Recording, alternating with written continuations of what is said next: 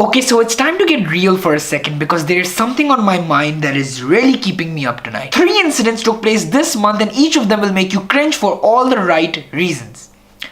So let's begin.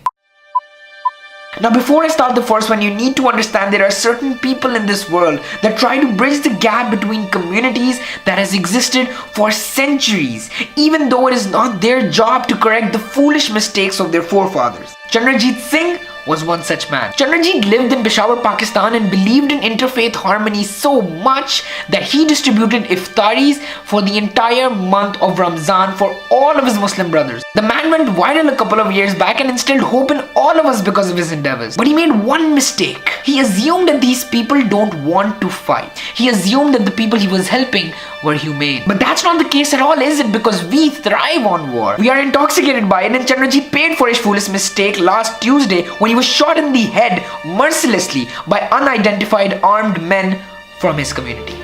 Shocked?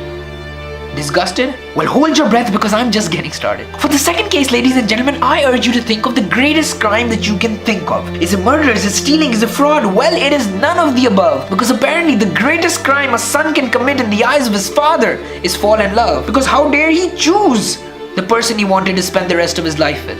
And obviously when the son committed this heinous act, he deserved to be punished. And the best way to do that is by gouging his eyes out with a spoon. That ought to teach him a lesson, right? Because what better way to punish somebody than by taking away their independence for the rest of their life?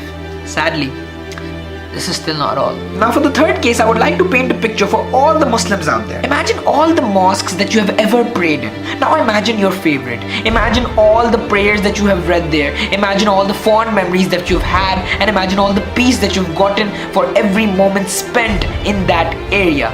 Now imagine that you go to this mosque tonight only to find it destroyed by people that hate your religion. How would that make you feel? Like you were a prisoner in your own home? Well, that's exactly how the Ahmadis felt when this week their sacred mosque was destroyed by an angry mob. Because if someone doesn't agree with us on how to worship God, they don't deserve to worship at all, do they? But who are these people that are killing Sikhs, bombing Ahmadis and gouging out eyes?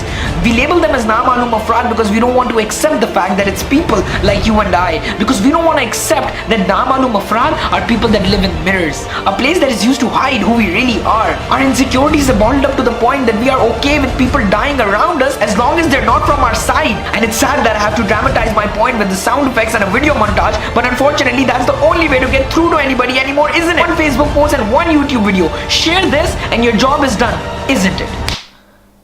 Wow. That made me feel very good. Now that I've done my part by making a video that people will forget about in 10 days without any actual benefit to the victims I just mentioned, I feel much better. Because hey, at least I did something. Time to sleep.